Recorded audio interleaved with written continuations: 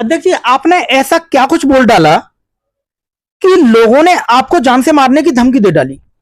जिस तरह से ये हमारा जो क्षेत्र है, माननीय योगी जी यहाँ पर विकास की जो गंगा बहा रहे हैं और पूरे उत्तर प्रदेश में ही नहीं पूरे भारतवर्ष में ये क्षेत्र आने वाले दिनों में, आने वाले समय में एक विख्यात क्षेत्र होगा और बहुत अच्छा क्षेत्र माना जाएगा, जिसमें कई ऐसे प्रोजेक्ट हैं जो इंटरनेशनल लेवल के हैं। इसी की आड़ में जो माफिया हैं वो यहाँ पर ऐसा जाल बिछा बैठे हैं, इतना बड़ा जाल है कि उसमें हजारों नहीं लाखों लोग, हजारों तो उसमें बर्बाद हो चुके हैं अब तक पैसा फंसा कर, और लाखों लोग आने वाले समय में बर्बाद होंगे निश्चित, यदि इन पर कार्रवाई नहीं हुई। मैंने उन्हीं को लेकर आवाज उठाई जिसके लिए ये लोग मेरे दुश्मन बन रहे हैं, मुझे जो है टारगेट कर रहे हैं। और मैं अब वो तथ्य आपको बताता हूं कि मैंने किस किस चीजों पर आवाज उठाई। सबसे पहले मैंने जो आवाज उठाई है यहाँ पर, जो यहाँ अवैध क्लोनाइजर अवैध तरीके से किसान से औने पौने दामों पर लेकर कुछ सरकारी जमीन को कब्जा कर उस पर प्लॉटिंग करने का काम कर रहे हैं, और कुछ जमीन नहीं, मैं समझता हूं कि इस क्षेत्र की आज 50% जमीन पर जो खाली पड़ी है, 50% जमीन जो खाली पड़ी है, जो न्यू नोएडा में है, जो यमुना प्राधिकरण में है, उस पर ये लोग अपना वर्चस्व दिखा चुके हैं और अपना कब्जा कर चुके हैं। उसमें अवैध प्लॉटिंग कर रहे हैं, जिसमें भोले भाले हमारे भाइयों को, हमारे किसानों को, जिनको यहाँ सरकार ने अपने खेत के बदले में मुआवजा दिया है, उन लोगों को टारगेट करते हैं।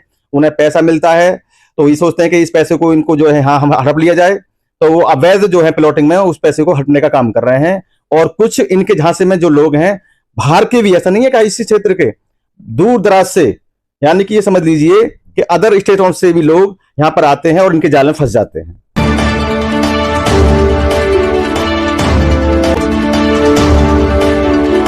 नमस्कार दोस्तों, आप देख रहे हैं एएमबी न्यूज और मैं आपको दिखा रहा हूं ग्रेटर नोएडा के अंतर्गत जेवर से, जहां इंटरनेशनल एयरपोर्ट बनकर तैयार हो चुका है और यहां भूमाफियाओं का भी बहुत जोर तोरों से हंगामा चल रहा है।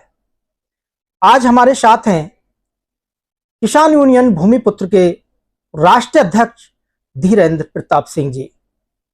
जैसा कि उन्हें भी लगातार धमकियां मिल रही हैं, क्योंकि भारतीय किसान यूनियन भूमिपुत्र उन गरीब लोगों के लिए आवाज उठाती है जो मेहनत से पैसा कमाते हैं। उनके प्रति आवाज क्या उठाई, भूमाफियाओं को वह बात रास नहीं आई और यहां पर राष्ट्रीय अध्यक्ष धीरेंद्र प्रताप सिंह जी को जान से मारने की भी धमकी दे डाली। तो जानना चाहेंगे अभी तक कहां क्या कुछ कार्रवाई हो पाई है, इनकी कोई सुनवाई हो रही है या नहीं हो रही है, या प्रशासन या अधिकारी कान में उंगली डालकर सोए हुए हैं, या उन गरीबों की आवाज बनकर किसी प्रकार की कार्रवाई भी कर रहे हैं। दोस्तों बने रहें और देखते रहें आप हमारे चैनल एएमबी न्यूज के साथ। अध्यक्ष जी, एएमबी न्यूज में आपका स्वागत है। अध्यक्ष जी, आपने ऐसा क्या कुछ बोल डाला कि लोगों ने आपको जान से मारने की धमकी दे डाली? सर्वप्रथम मैं अपने भाई भानु जी का और उनके चैनल का, उनके साथियों का अपने कार्यालय पर स्वागत करता हूं और उनकी समस्त टीम को, उनके चैनल को धन्यवाद देता हूं। हमेशा वो भूमिपुत्र के माध्यम से जो अपने क्षेत्र की लोगों की आवाज़ है, गरीब मजदूरों की आवाज़ है, उसको आगे बढ़ाने का काम करते हैं और समस्त क्षेत्र की जो परेशानियां हैं उनको वो दिखाने का काम करते हैं। बहुत बहुत धन्यवाद आपका राष्ट्रीय कार्यालय भूमिपुत्र पर। अब जैसा कि आपने पूछा है कि मैंने ऐसा क्या बोल दिया जिससे ये लोग इस तरह की बातें कर रहे हैं या इस तरह की जो हरकतें कर रहे हैं, तो मैं आपको बताऊं, ये आज कोई पहला मौका नहीं है। ये लड़ाई मैं पिछले कई सालों से लड़ रहा हूं। मैंने पहले जो यहाँ पर अवैध शराब, अवैध जो डीजल, पेट्रोल, दूध, ये जो अवैध तरीके से यहाँ पर जो काम होते थे, मैंने उनको लेकर आवाज़ उठाई थी और उस समय भी मुझे काफ़ी नुकसान झेलना पड़ा था। उस समय जब मैंने ये आवाज़ उठाई तो काम तो वो बंद हुए यहाँ पर, ये तो बात सही है कि काम वो बंद हुए, लेकिन उसके बदले में मुझे नुकसान जो उठाना पड़ा, मेरे कार्यालय को रात में तोड़ा गया, उसमें से बाइक, इन्वर्टर वगैरह तीन तीन बार, एक बार नहीं तीन तीन बार उसमें चोरियां मतलब करी और सामान वामान ले गए, काफी मुझे नुकसान हुआ। खैर कोई बात नहीं है, ये चलता रहता है। बाकी मैंने अपनी आवाज और अपने आप को कभी पीछे नहीं किया। अब जो फिलहाल का जो प्रकरण चल रहा है यहाँ पर, जिस तरह से ये हमारा जो क्षेत्र है, माननीय योगी जी यहाँ पर विकास की जो गंगा बहा रहे हैं और पूरे उत्तर प्रदेश में ही नहीं पूरे भारतवर्ष में ये क्षेत्र आने वाले दिनों में, आने वाले समय में एक विख्यात क्षेत्र होगा और बहुत अच्छा क्षेत्र माना जाएगा, जिसमें कई ऐसे प्रोजेक्ट हैं जो इंटरनेशनल लेवल के हैं। इसी की आड़ में जो माफिया हैं वो यहाँ पर ऐसा जाल बिछा बैठे हैं, इतना बड़ा जाल है कि उसमें हजारों नहीं लाखों लोग, हजारों तो उसमें बर्बाद हो चुके हैं अब तक पैसा फंसाकर, और लाखों लोग आने वाले समय में बर्बाद होंगे निश्चित, यदि इन पर कार्रवाई नहीं हुई। मैंने उन्हीं को लेकर आवाज उठाई जिसके लिए ये लोग मेरे दुश्मन बन रहे हैं, मुझे जो है टारगेट कर रहे हैं। और मैं अब वो तथ्य आपको बताता हूं कि मैंने किस किस चीजों पर आवाज उठाई।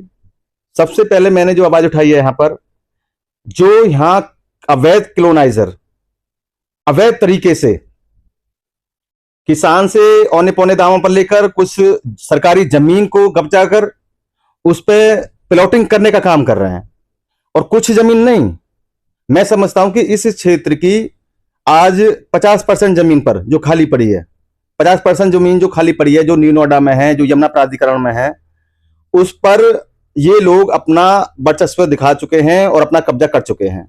उसमें अवैध प्लॉटिंग कर रहे हैं, जिसमें भोले भाले हमारे भाइयों को, हमारे किसानों को, जिनको यहाँ सरकार ने अपने खेत के बदले में मुआवजा दिया है, उन लोगों को टारगेट करते हैं। उन्हें पैसा मिलता है तो ये सोचते हैं कि इस पैसे को इनको जो है हाँ हम हड़प लिया जाए, तो वो अवैध जो है प्लॉटिंग में उस पैसे को हटने का काम कर रहे हैं। और कुछ इनके झांसे में जो लोग हैं बाहर के भी, ऐसा नहीं है कि इसी क्षेत्र के, दूर दराज से, यानी कि ये समझ लीजिए कि अदर स्टेटों से भी लोग यहाँ पर आते हैं और इनके जाल में फंस जाते हैं। तो उसके बदले में मैंने कई जगह देखा, कई लोगों की मुझ पर शिकायत भी आई, बहन बेटियां मेरे पास में आई अपने दर्द को लेकर। तो मैं उस दर्द को समझते हुए फिर मैंने ये सोचा कि भाई इसके खिलाफ हमें आवाज उठानी है। मैंने अपने संगठन के माध्यम से, अपनी टीम के माध्यम से उस पर आवाज उठाने का काम शुरू कर दिया। और मैंने ये सारी चीजें जिला बुलंदशहर के जिलाधिकारी महोदय को और अपने गौतम बुद्ध नगर के जिलाधिकारी महोदय से लेकर सारे, ऐसा कोई मतलब सक्षम अधिकारी नहीं है जिसको इन मामले में अवगत नहीं कराया। लेकिन सबसे बड़ी जो समस्या है केवल एक ये आती है कि जब तक उन पर कार्रवाई नहीं होती तब तक उन लोगों के, माफियाओं के प्लॉट बिक नहीं जाते हैं पूरे। और जैसे ही उनके प्लॉट आम आदमी खरीद लेता है और उसमें कोई प्लॉटिंग कर लेके वो जो है अपना घर मकान या अपनी कोई दुकान या अपनी कोई बाउंड्री कर लेता है, और माफिया उसको बेचकर और घूमने के लिए विदेश चले जाते हैं, तब बिल्डोजर चलता है। तो मैं तो सिर्फ यही जानना चाहता हूं इस प्रशासन से भी कि भाई ये बिल्डोजर, जब आपको हर चीज से आप अवगत हैं, हर जानकारी है आपको, तो ये बिल्डोजर उस दिन क्यों नहीं चलता है जब ये लोग शुरुआत करते हैं यहां पर इन कामों की। जब एक गरीब आम व्यक्ति, एक आम आदमी जो जीवन की अपने खून पसीने की कमाई को इनको सौंप देता है, इनके द्वारा ठग लिया जाता है, तो फिर इन पर बिल्डोजर क्यों चलता है? फिर भी ना चले बिल्डोजर। अगर ये लोग सही हैं, ये माफिया सही है और सही काम कर रहे हैं, तो फिर बाद में बिल्डोजर आम आदमी के ऊपर क्यों चलता है? लेकिन दोस्तों बिल्कुल सही बात बोली जा रही है। ये माफिया जब उन पर अपनी प्लॉटिंग करने लगते हैं, वहां पर नींव जमाने लगते हैं, तो ये अधिकारी लोग कहां रहते हैं? क्या इनको नहीं पता होता है? सभी को जानकारी होती है अधिकारियों की कि वहां पर किसका और कितने का किसने स्टाम्प खरीदा है। लेकिन जब वहां लोग, गरीब लोग अपनी प्लॉटिंग करने लगते हैं, अपने मकान बनाने लगते हैं, तभी अधिकारी लोग आते हैं और वहां पर बिल्डोजर चलाते हैं। काफी वहां नुकसान होता है लोगों का। हमने भी देखा है, पहले भी कवरेज के माध्यम से दिखाया है कि बिहार यानी सीतामढ़ी से लोग आकर उन लोगों ने यहां प्लॉट खरीदे और उनके प्लॉटों पर बिल्डोजर चलाए गए। जब अथॉरिटी की तरफ से कोई परमिशन नहीं है, लेकिन उसके बाद भी ये भूमाफिया वहां पर प्लॉटिंग करते हैं, आखिर ये अधिकारी लोग कहां जाते हैं? क्या ये भी अपना डेवलपमेंट बहुत अच्छे तरीके से कर रहे हैं? यहां पर बहुत बड़ा एक सिस्टम बन चुका है और सिस्टम एक भ्रष्ट तरीके से कार्य कर रहा है। यहां पर जो लोग परेशान हैं उन्हें इंसाफ नहीं मिल पा रहा है। जी सर, आप इन लोगों से पंगा क्यों ले रहे हैं? ये अरबपति खरबपति लोग हैं, क्योंकि पैसा काफी फेंकते हैं, आगे पैसा दे रहे हैं, तो आपकी जान को, आप अपनी जान के मामले के खतरा नहीं है आपको कोई? देखिए, मैं एक नेता नहीं हूं जो जिसे कुर्सी की चाह हो। मुझे ना तो किसी बोर्ड की चाह है, ना मुझे किसी कुर्सी की चाह है, और ना ही मैं जीवन में कभी एमएलए एमपी या कोई भी इलेक्शन लड़ूंगा, ना ही किसी राजनीतिक पार्टी में जाऊंगा। मैं एक क्रांतिकारी व्यक्ति हूं और मैं सरदार भगत सिंह, चंद्रशेखर आजाद, उन महान देशभक्तों के आदर्शों पर चलने वाला व्यक्ति हूं। मैं दलाल नहीं हूं, मैं किसी तरह से गलत नहीं हूं। मैं इसलिए उनके आदर्श, यानी कि यदि वो भी ऐसा सोचते कि यार हम क्यों कुछ करें, हम क्यों अपनी जान दें, देश जैसा चलने दो, तो शायद ये देश कभी आजादी नहीं होता। आज उनके बलिदान, आज वो आगे बढ़े, उन्होंने आवाज बुलंद करी, अपने आप को बलिदान दिया, तब जाके हमारा देश आजाद हुआ। अगर आज भी हम इन लोगों के खिलाफ यदि हम नहीं बोलते हैं, तो हमारे हजारों लाखों हमारी बहन बेटियां, हमारे भाई जो जीवन भर कमाते हैं और उस कमाई को यहाँ सौंप रहे हैं, बर्बाद हो रहे हैं, उनके घर की स्थिति देखिए, बच्चों की स्थिति देखिए, फीस के पैसे नहीं है स्कूल के लिए उन पर, जो बर्बाद हो चुके हैं, जिन पर बुलडोजर चल चुका है। और जो माफिया हैं वो हवाई यात्रा कर रहे हैं, विदेशों में जो मजे ले रहे हैं, विदेशों में घूम रहे हैं, और जो बेचारे यहां फंस गए उनकी स्थिति आप देख लीजिए। ना देख आपको नहीं दिखाई दिए तो मेरे पास आइएगा, मैं दिखाता हूं उनकी स्थिति। तो आपने, जैसा कि आपको धमकी दी गई जान से मारने की, आप इसमें कहीं आगे अधिकारियों से किसी प्रकार की कोई गुजारिश की नहीं की? उसमें आपने कोई प्रार्थना पत्र दिया नहीं दिया? देखिए, असल में यहाँ एक तो मामला वो हो गया जो मैंने बताया कि भाई इस तरह से जो कॉलोनाइजर अवैध कॉलोनियां का काम कर रहे हैं, इसी तरह से यहाँ पर एक अवैध खनन बहुत बड़े स्तर से हो रहा है। माननीय मुख्यमंत्री जी के द्वारा यहाँ पर कई ऐसे प्रोजेक्ट लगाए जा रहे हैं, जैसे कि फिल्म सिटी है, एक समझ लीजिए कि हमारे पूरे भारतवर्ष के लेवल का है, बहुत बड़े लेवल का है, और इंटरनेशनल एयरपोर्ट आपके सामने बन ही चुका है, कुछ रह गया है बाकी। तो उस जो जमीन सरकार ने ले ली है, यानी कि उसका पैसा भी किसान को दे दिया। सबसे बड़ी ताज्जुब वाली बात है कि उस जमीन में से माफिया मिट्टी को बेच रहे हैं, और ताज्जुब वाली बात है, मैं खुलेआम कह रहा हूं, मेरे पास सबूत है। भले ही मुझे इस बात की मुझे टेंशन नहीं है कि कोई मुझे गोली से मार दे या मुझे कोई अपहरण कर ले या मेरे साथ में कोई गलत बात, क्योंकि मुझे ये पता है और मैं ये सोचकर सब ही इस काम में आगे बढ़ा हूं कि मेरा जो परिणाम कुछ भी हो, लेकिन मैं जो बेचारे लोग हैं जो फंस चुके हैं उनको न्याय दिलाने में पीछे नहीं हटूंगा। और जब तक नहीं हटूंगा, जब तक ये लोग मेरे साथ में मुझे जान से ना मार देंगे। यदि मैं जिंदा रहूंगा तो मैं हमेशा इनके गलत कामों के खिलाफ रहूंगा। तो मैंने वो चीज खुद खनन अधिकारी को, जो जिले का सबसे बड़ा खनन अधिकारी है, उसको मैंने सब चीज बताई कि ये यहाँ से मट्टी एक्वायरमेंट जो जमीन हो गई है उसमें से ये खनन माफिया जमीन मट्टी बेच रहे हैं, और कहाँ मट्टी जा रही है, लोकेशन भी दी, सब कुछ दिए, और मेरे पर हमला भी हुआ। लेकिन उसके बाद में भी आज तक कोई भी उस पर कार्रवाई नहीं हुई। सबसे बड़ी बात तो यही है कि मतलब जब अधिकारी ही इन पर कार्रवाई नहीं कर रहे हैं, तो अब मैंने ये सोचा है कि भाई अब जो है इसका करना क्या है। तो मेरा जो लास्ट स्टेज है अभी, माननीय मुख्यमंत्री जी हैं, मैं उनके पास जाऊंगा और उनकी बे सबूतों के, ऐसा नहीं है, उनको मैं सबूतों को उनके पास जाकर उन्हें बताऊंगा कि यहाँ पर क्या हो रहा है। और जब परत से परत खुलेंगी ना, जब परत से परत खुलेंगी तो एक अवैध काम नहीं, वो हर एक अवैध काम है सामने निकल के आएगा जो यहां पर हो रहा है बड़े स्तर पर, और मिली भगत से हो रहा है। इसमें कोई शक नहीं है, शक नहीं है, क्योंकि जब हमने उन्हें अवगत कराया, लेटर दिया कि साहब ये जो है अवैध कार्य हो रहा है यहां पर और इतने बड़े स्तर पर हो रहा है, इतने लोग फंस रहे हैं, तो उस पर कार्रवाई क्यों नहीं होती? कार्रवाई ना होने का कारण क्या समझ सकते हैं आप? क्या इतना पागल इंसान नहीं है आज का? इतना पागल मैं भी नहीं हूं कि हर चीज, हर अवगत कराने के बाद में अपनी जान जोखिम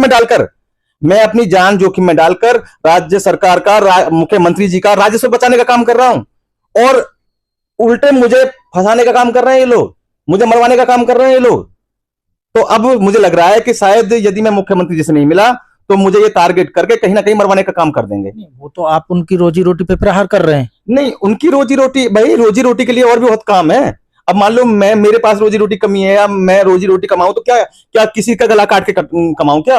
और वो भी उस संत के राज्य में, जो संत अपने पूरे अपना सब कुछ उन्होंने नौछावर कर दिया है इस समाज के लिए, अपना तन मन धन उन्होंने सब कुछ नौछावर कर रखा है उस समाज के लिए। उनके राज्य में ऐसा करें, उनके राज में ऐसा करें इंसान?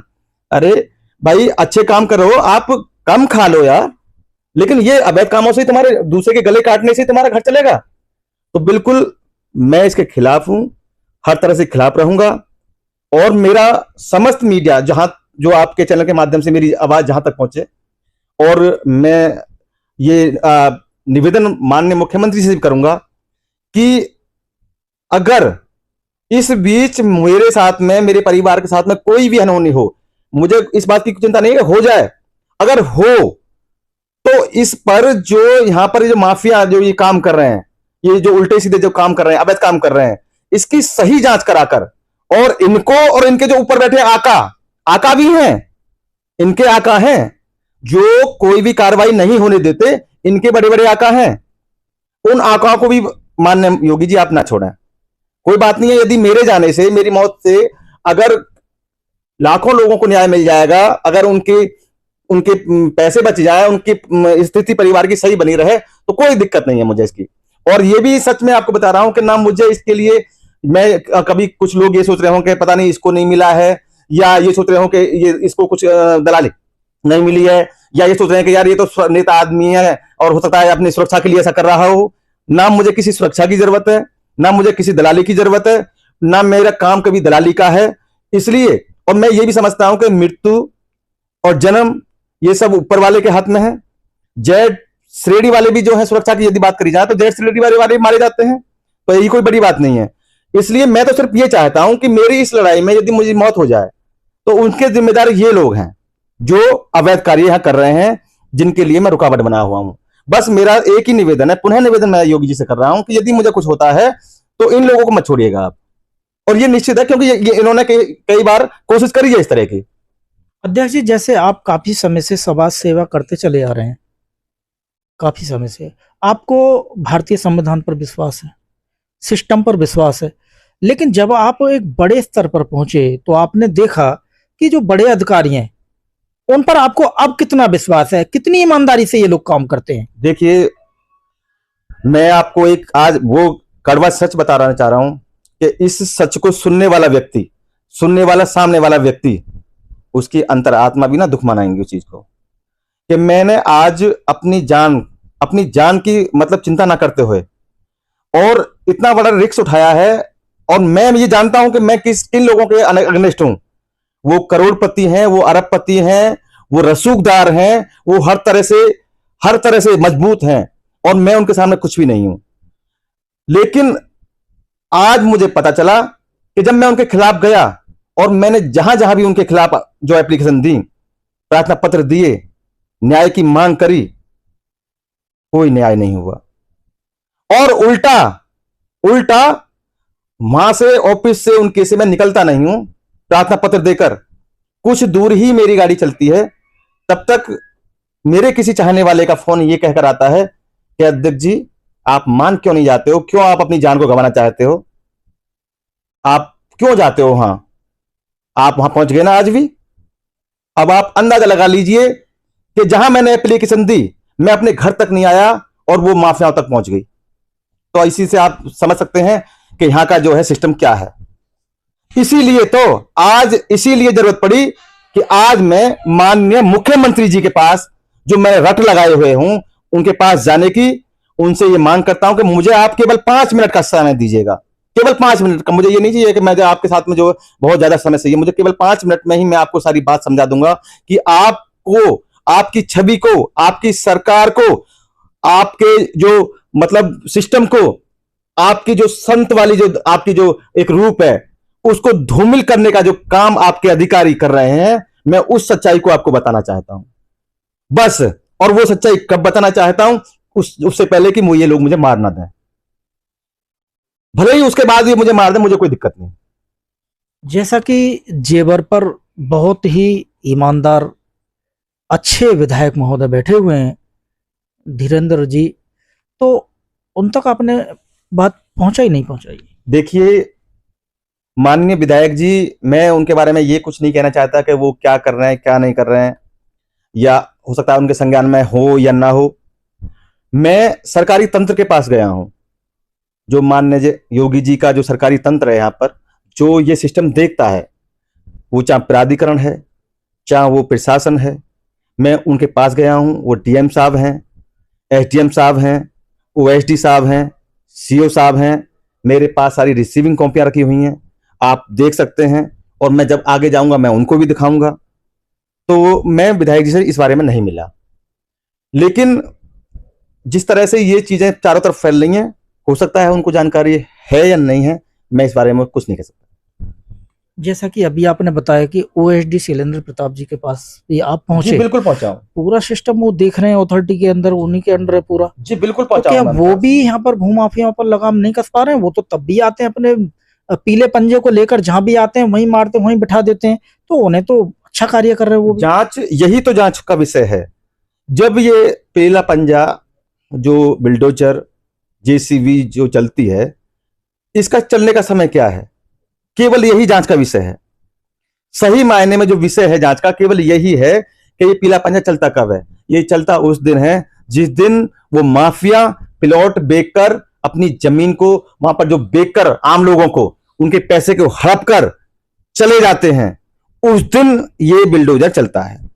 और नहीं, एक काम करिएगा, मेरी एप्लीकेशन की आप डेट देखिएगा, किस डेट को मैंने एप्लीकेशन दिए हैं, कब कब मैंने उनको अवगत कराया है। और अब मेरे साथ चलिएगा आप वहां पर जहां पर आज भी कॉलोनाइजर हजारों बीघा जमीन पर अवैध कॉलोनियां काटने का काम कर रहे हैं। अगर शुरू उनका काम जब वहां शुरू हुआ, अभी उनके गेट बनने शुरू हुए हैं, अभी वहां का काम शुरू हुआ है, वहां क्यों नहीं चल रहा है बिल्डोजर? वहां जब तक नहीं चलेगा, जब तक माननीय मुख्यमंत्री जी के पास मैं नहीं पहुंच जाऊंगा, और जब तक आम व्यक्ति वहां फंस नहीं जाएगा। अध्यक्ष जी, अब मुझे ऐसा लग रहा है, जैसा कि आप बता रहे हैं, कि यहाँ कोई भी ऐसा व्यक्ति, कोई ऐसा अधिकारी नहीं रहा है जिसके पास तक आप नहीं पहुंचे हैं। और मुझे ऐसा भी लग रहा है कि आपको इंसाफ भी यहाँ से नहीं मिल पा रहा है। देखिए, अधिकारी तो एक बात बताइए, जिले का हमारा सबसे बड़ा अधिकारी हमारे डीएम साहब हैं। 2023 13 दिसंबर 2023 को अवैध खनन को लेकर, अवैध कॉलोनियों को लेकर और कई अवैध कार्यों को लेकर मैं उनके पास उनसे मिला, और मिलने के बाद में मैंने वो लिखित में उनको एप्लीकेशन दी। और वही नहीं, कॉलोनाइजर नहीं, और इसमें बहुत बड़ा झोल है, अभी बहुत बड़ा झोल है। जो स्मर एयरपोर्ट में जो गांव विस्थापन हो रहे हैं, जो विस्थापन में आ चुके हैं, आज आप देखोगे ना तो आज एक गांव के आज 5-5 गांव बन चुके हैं। ये किसकी मेहरबानी से बन चुके हैं? किसकी मेहरबानी से बन चुके हैं? एक गांव के, जहां एक गांव था, यानी कि उस गांव में यदि 100 घर थे तो आज वो 500 घर हो चुके हैं उसके आसपास, और वो हो गए हैं एग्रीकल्चर भूमि में। अवैध तरीके से, अवैध पैसा लेने के लिए, जो एयरपोर्ट में लाभ मिल रहा है विस्थापन का, उसको लेने के लिए। अब आप ये बताइएगा ये कैसे संभव है? आज मेरा एक किसान अपने खेत से एक ट्रॉली मट्टी अपने जब छत पक्की कराता तो उसके लिए चाहिए है मट्टी। यदि उस मट्टी को अपने खेत से लेकर आता है एक ट्रॉली, तो पुलिस उसको भी पकड़कर और उस पर जो रिपोर्ट दर्ज करा देती है। सारे अधिकारी उस किसान की जान को आ जाते हैं। तो क्या आज नहीं दिखाई दे रहा उनको? ये अवैध काम नहीं दिखाई दे रहे उनको? अरे इनकी जान को क्या नहीं आ रहे हैं जो अवैध काम कर रहे हैं इतने बड़े बड़े? सारे कानून मेरे लिए हैं, सारे कानून आपके लिए, और आपको भी मैं बता दूं, बस नहीं चला है अभी इनका। ये तो मुझे किस किस फंसाने के चक्कर में घूम रहे हैं। ये तो अभी बस नहीं चला है इनका, क्योंकि मैं एक ईमानदार व्यक्ति हूं। और देख लेना, किसी दिन आपको एक सूचना मिल जाएगी कि फलाने केस में ठाकुर धीरेन्द्र प्रताप सिंह राष्ट्रीय अध्यक्ष भूमिपुत्र ये फंसाए गए। ये मैं आपको वादा कर रहा हूं, या तो मारे गए या फंसाए गए, क्योंकि इन पर मुझे तोड़ने का कोई इलाज नहीं है। मेरी ईमानदारी को और मुझे तोड़ने का इनके पास में कोई साधन नहीं है। केवल ईमानदारी वो साधन है जो मुझे तोड़ सकती है, तो वो उनके पास में है नहीं। मैं खुलेआम कह रहा हूं। अध्यक्ष जी, जैसा कि आप किसान यूनियन संगठन चला रहे हैं, और भी पश्चिमी उत्तर प्रदेश में काफी किसान यूनियन संगठन हैं, आप किसानों की आवाज उठा रहे हैं, गरीब लोगों की आवाज उठा रहे हैं। जो लोग बाहर से आ रहे हैं, यहाँ पर आकर फंस रहे हैं, आप उन्हें भी बचाने का काम कर रहे हैं। जब आप पर किसी प्रकार की विपत्ति आ रही है और अधिकारी लोग नहीं सुन रहे हैं, तो वो किसान संगठन अब कहाँ है? एक होकर काम क्यों नहीं कर रहे हैं? देखिए, सवाल तो आपका बहुत अच्छा है, लेकिन दूसरे का मन या दूसरे की जो कार्य प्रणाली है, मैं उसके बारे में क्या कह सकता हूं। हाँ, मेरा भाई यदि कोई फंसता होता, आज जैसे मेरे ऊपर प्रॉब्लम चल रही है, मुझे टारगेट किया जा रहा है, यदि इस तरह का कोई मेरा भाई, यदि इस तरह का कोई टारगेट किया जाता, तो मैं सबसे पहले उसकी मदद के लिए आ गया था। मैं उनके, वो अपना काम कर रहे हैं, मैं उनके काम के लिए ना उनको बुरा कह रहा, ना मैं अपने तरफ से कोई गलत शब्द कह रहा, लेकिन इतना जरूर कहूंगा कि अगर कोई ईमानदारी से काम कर रहा है तो उसका साथ समाज को भी देना चाहिए। उसके जो किसान नेता हैं, जिस तरह से मैं एक किसान नेता हूं, मेरे जो किसान नेता और भी हैं, उनसे भी मैं निवेदन करूंगा कि ऐसी स्थिति में यदि मेरे साथ में कोई वारदात होती है तो वो भी मेरी मदद करें, क्योंकि मैं खुद यही बात कह रहा हूं कि मैं कोई इतना बड़े लेवल का नेता नहीं हूं कि साहब मैं ये आपसे कहने लगूं कि साहब मैं ये हूं, मैं वो हूं। लेकिन फिर भी जितना भी हूं, जो भी हूं, उसी तरीका से वो लोग मेरी भी मदद करें। दोस्तों, जैसा कि आप सुन रहे हैं, समाज सेवा करनी छोटी सी बात नहीं है। लोगों को लगता है कि समाज सेवा करना बहुत छोटी बात है, नेतागिरी करना बहुत छोटी बात है, गरीब लोगों की आवाज को उठाना बहुत छोटी बात है। लेकिन ये जो सरकार का एक जो सिस्टम होता है, जब इंसान के शरीर की नसें ब्लॉक हो जाती है ना, तो उसे हार्ट अटैक के चांस बहुत ज्यादा रहते हैं। और जब सरकार का सिस्टम ये ब्लॉक हो जाता है, जब अधिकारी लोग एक भ्रष्ट हो जाते हैं, किसी प्रकार का कार्य नहीं कर पाते हैं और गरीब को दबाने का काम करते हैं, तो एक बहुत बड़ा ब्लास्ट होता है। तो यहां भी जैसा कि एयरपोर्ट बन रहा है, इंटरनेशनल एयरपोर्ट बन रहा है और यहां बहुत बड़े स्तर पर काम चल रहा है। जैसा कि यहां पर फिल्म सिटी बन रही है, जैसा कि भैया जी ने बताया, फिल्म सिटी की जो अधिग्रहण जमीन है, उसमें से खनन माफिया यानी कि खनन कर रहे हैं। वो पैसा कहां जा रहा है? यानी कि फ्री में तो खनन हो नहीं रहा। यहां पर जो सिस्टम के जो लोग हैं, आला अधिकारी हैं, वो अपना डेवलपमेंट कर रहे हैं, अपने आप को डेवलप कर रहे हैं, पैसा आ रहा है, डबल डेवलप हो रहा है। उसके बाद फिर जो खनन माफिया बिल्डिंग बना लेते हैं, उसके बाद स्टार्टिंग में उनसे पैसा लिया जाता है, फिर बाद में जब वहां गरीब लोग फंस जाते हैं, उनकी बिल्डिंगों को तोड़ दिया जाता है। फिर वो गरीब आदमी अपने पास एक कागज होता है, कभी थाना चौकी इधर उधर भागता रहता है, कुछ दिन भागता है, फिर वो शांत बैठ जाता है।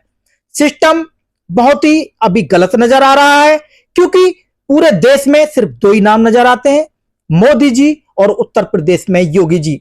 यदि दो की बात करें, दो लोग अगर ईमानदारी से देश को चलाएं तो देश नहीं चल सकता। पूरे सिस्टम को सुधरना होगा, हर नागरिक को सुधरना होगा। इस दौलत के वशीभूत होकर गलत काम कराए जाएं या किए जाएं, वो बहुत ही गलत होंगे। उसके दुष्प्रभाव भी बहुत ज्यादा देखने के लिए पाए जाते हैं। जैसा कि आज यहां भारतीय किसान यूनियन भूमिपुत्र के राष्ट्रीय अध्यक्ष धीरेंद्र प्रताप सिंह जी अपनी आप बीती बता रहे हैं, जिन्होंने सिर्फ समाज के लिए आज तक आवाजें उठाई और समाज के लिए काम करते चले आ रहे हैं। एक ऐसा संगठन जो बहुत तेजी के साथ उभरता हुआ और अपने साथ लोगों को जोड़ता हुआ आगे बढ़ रहा है। लेकिन वो किसान संगठन आज कहां है जब अपने भाई पर किसी पर विपत्ति आती है? क्योंकि जब एक जैसे संगठन चलाते हैं तो वो सभी लोग एक भाई की तरह होते हैं, और जब यूं कहते हैं भाई आवाज दे और भाई ना आए, तो कहीं ना कहीं ईर्ष्या होती है। आज धीरेंद्र प्रताप सिंह जी कहीं ना कहीं विपत्ति में है, उनको जान से मारने की धमकियां दी जा रही हैं। आज वो धमकी इनके लिए है तो कल किसी और के लिए भी हो सकती है। तो इस चीज से लोगों को जागरूक होना चाहिए और उन भूमाफियाओं को मुंह तोड़ जवाब भी देना चाहिए कि एकता में कितनी पावर होती है, संगठन में कितनी पावर होती है। गलत लोग जो कार्य कर रहे हैं, गलत कार्य जो कर रहे हैं, उन लोगों को भी सबक सिखा देना चाहिए। अब सिस्टम में कितनी भ्रष्टता है, क्या है, वो यहां से इनकी बातों से प्रतीत हो रही है, क्योंकि बड़े बड़े आला अधिकारियों तक अभी तक जा चुके हैं, लेकिन अभी तक किसी प्रकार की कोई सुनवाई नहीं हुई है। सिर्फ मात्र अब एक ही सहारा मात्र बचा है, वो बचा है उत्तर प्रदेश के मुखिया आदरणीय माननीय मुख्यमंत्री योगी आदित्यनाथ जी। बार बार कहना यही है कि मुझे योगी जी के पास जाना है, इंसाफ चाहिए। अब वहां तक पहुंचने के बाद क्या कुछ होता है, क्या इन्हें इंसाफ मिलेगा, नहीं मिलेगा? क्योंकि अभी जहां भी पहुंचे हैं वहीं से सिर्फ निराशा प्राप्त हुई है। क्योंकि लोग यहां तक पहुंचते। आपके पास जो लोग आते हैं इंसाफ के लिए, वो अधिकारियों के पास पहले जाते हैं या नहीं जाते हैं, या डायरेक्ट आपके पास आते देखिए, हैं? अब हालांकि सारी बातें हो चुकी हैं, लेकिन मैं आपसे क्या कहूं, यहाँ पर वो व्यक्ति आता है जहां कोई सुनवाई उसकी नहीं हो पाती है, और हार पीट कर फिर वो ये सोचता है कि भाई एक ये व्यक्ति जो ऐसे हैं जो हमारी बात को कहीं आगे कह दें या हमारी कुछ मदद हो जाए, तब वो लोग यहाँ पर आते हैं। बहुत बड़ा झोल है और बहुत बड़ा सिस्टम में, आप, मैं क्या कहूं उस चीज को, एक तरह से समझ लीजिए घपला है। लेकिन जो बातें, मुख्य बातें हैं, मैं उनको अभी सबके सामने नहीं कहना चाहता। उनको मैं उस दिन कहूंगा, उस दिन बताऊंगा जिस दिन मैं माननीय मुख्यमंत्री जी से मिलूंगा। ऐसा घपला है कि जिस दिन वो सामने आएगा ना, उस दिन आप देखेंगे कि वाकई में ही कि मैं कितना, मतलब इस दर्द से कितना पीड़ित हूं। उस दिन आप सबको पता चलेगा कि कितना बड़ा घपला हो रहा है हमारे साथ में, हमारे समाज के साथ में। यहां तक कि ये लगा लीजिए कि मैंने यदि किसी को फोन किया कि साहब यहां पर जो अवैध खनन हो रहा है, अरे के भाई अवैध तुमने अवैध कैसे कह दिया? अरे मैंने कहा साहब अवैध मैंने ऐसे कह दिया कि जो यहां गाड़ियां चल रही हैं, पहली बात तो रात, दूसरी बात कम से कम 100 की स्पीड पर, तीसरी बात बिना नंबर की गाड़ियां हैं, उनमें से एक गाड़ी नंबर की है और वो भी ढका हुआ है, बाकी पर नंबर ही नहीं है। तीसरी बात कि खनन उन सेक्टरों में से हो रहा है जो अधिसूचित जमीन है, या तो जमीन एक्वायर हो चुकी है या होने वाली है 10 दिन बाद में, इसलिए वो अवैध है। लेकिन उनका कहना ये होता है कि ये सरकार के काम हो रहे हैं, यहां पर सरकारों को काम हो रहे हैं, यदि हमने ये रोके तो जो है फिर सरकार का काम रुक जाएगा। तो मैं तो उनसे ये पूछना चाहूंगा, मैं तो माननीय योगी जी से भी ये निवेदन करूंगा साहब कि ये आपके द्वारा काम कराए जा रहे हैं, जैसे कि आपके अधिकारी हमें देते हैं जवाब कि यार तुम अवैध कैसे कह देते हो किसी भी कार्य को, है? वो तो जो है सरकार का वो काम हो रहा है, वहां पड़ रही है मट्टी, मट्टी पड़ रही है किसी के भराब में जी।